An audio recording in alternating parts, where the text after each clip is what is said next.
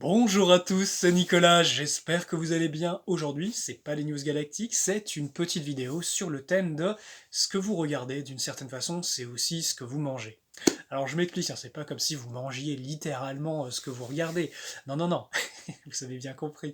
En fait, c'est, comprenez bien, ce vers quoi vous portez votre regard d'une certaine façon, c'est aussi quelque chose qui rentre en vous.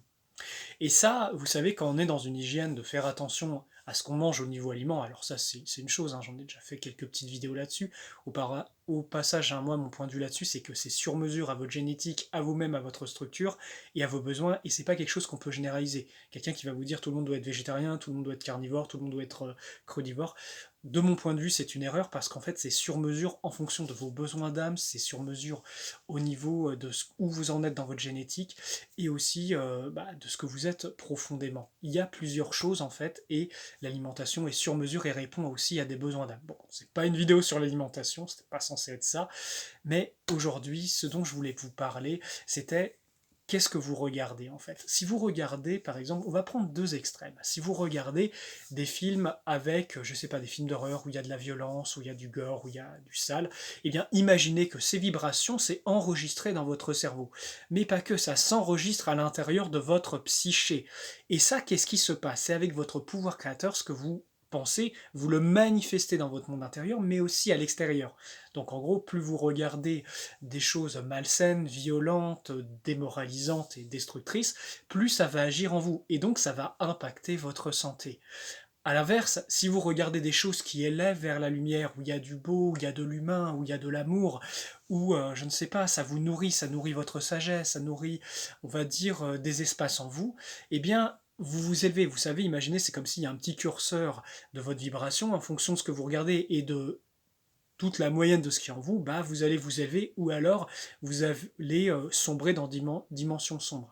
Et là, on va parler un petit peu aussi de l'impact de ce que vous mangez, hein, d'une certaine façon visuellement, et vous avez bien compris ce que je veux dire, sur votre monde intérieur. Si, comprenez bien, à l'intérieur de vous, vous êtes mu par deux pulsions majeures, des pulsions de vie et des pulsions de mort. Et en fait, ces pulsions, si votre monde intérieur tend beaucoup plus vers la mort, ça veut dire il faut alchimiser, il faut changer sa façon de penser, sa façon d'avoir des émotions d'une certaine façon, comment les traiter, comment traiter les blessures, et défaire ce potentiel morbide, parce que naturellement, quand ça c'est défait, votre nature c'est beaucoup plus la joie, c'est la lumière, c'est la vie.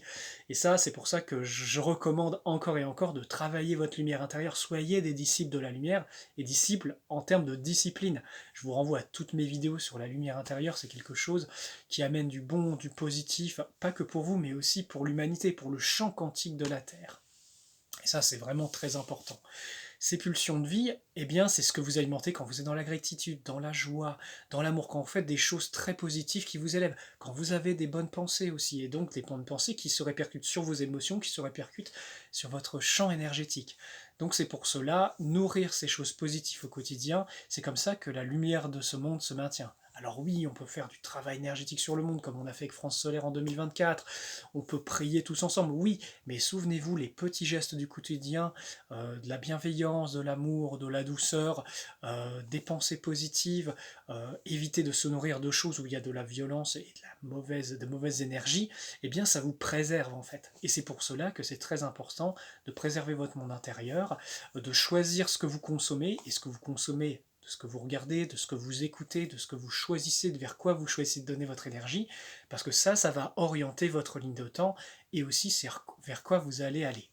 Après, il y a aussi une petite parenthèse sur, on va dire, les pulsions de mort. Certaines sont induites par des mauvais esprits. Moi, c'est mon travail de les retirer et aussi de retirer des grosses anomalies vibratoires qui sont dans les corps des gens. Je vous ramène sur mes vidéos, je crois qu'il y en avait 22 sur les mondes énergétiques, où je fais des explications détaillées sur toutes les anomalies vibratoires qu'on peut trouver et comment les contrer, et donner une culture, on va dire, à ce niveau-là pour pouvoir se préserver, parce que je pars du principe qu'on ne peut pas régler un problème si on ne l'a pas identifié, si on sait pas exactement de quoi il en retourne.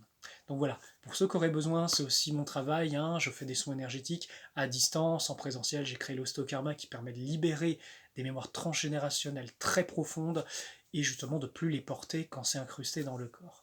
Je fais aussi des exorcismes et des soins qui permettent de réveiller votre potentiel. Alors dans un premier temps, on libère les corps internes, les corps externes, il faut réparer, et aussi après cultiver une énergie positive. Et pour ceux qui ont envie après, c'est se former pour avoir plus d'autonomie et savoir utiliser votre esprit pour être dans le monde des causes et pas le monde des conséquences.